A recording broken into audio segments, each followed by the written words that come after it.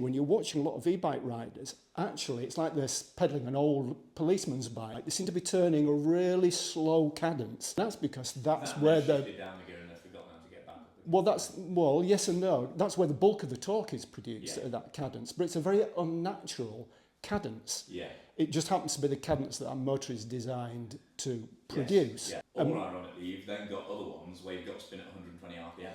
Like a Bosch SX or something like that. Spin like a track. That's very true. Yeah, to the power output is directly related to the cadence that you're pedaling.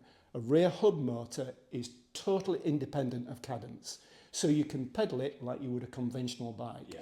So that also fits into the sort of ethos of the bike. You're not riding motor. Exactly so. Yeah, a hub motor is definitely beneficial in many ways over a mid motor for certain applications. And I would say that for a pure mountain bike, a mid motor is definitely the way to go. But having said that, for a pure mountain bike with a mid motor, it probably should be full suspension as well. So it's already taking a mountain e-bike completely away from where I wanted to position this bike, which is for more natural riding in a variety of terrain, like I say, very versatile design. With this MAHLE X20 rear hub motor, if you deduct the weight of a mountain bike hub, for example, you're only really adding 900 odd grams to the rear of the bike, which is not a lot. So when you're riding this bike off-road, unlike the old rear hub motor bikes that you used to ride that actually used to beat you to death, this most definitely doesn't.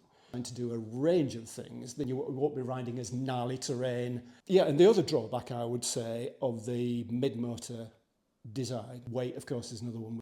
Cadence is the primary one.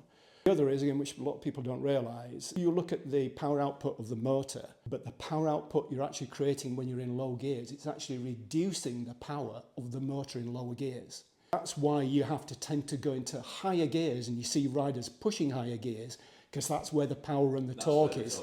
In fact, in higher gears, it multiplies the power. Yeah. So that's why you tend to push higher cadence, which is quite an unnatural cadence that you ride at. Yeah.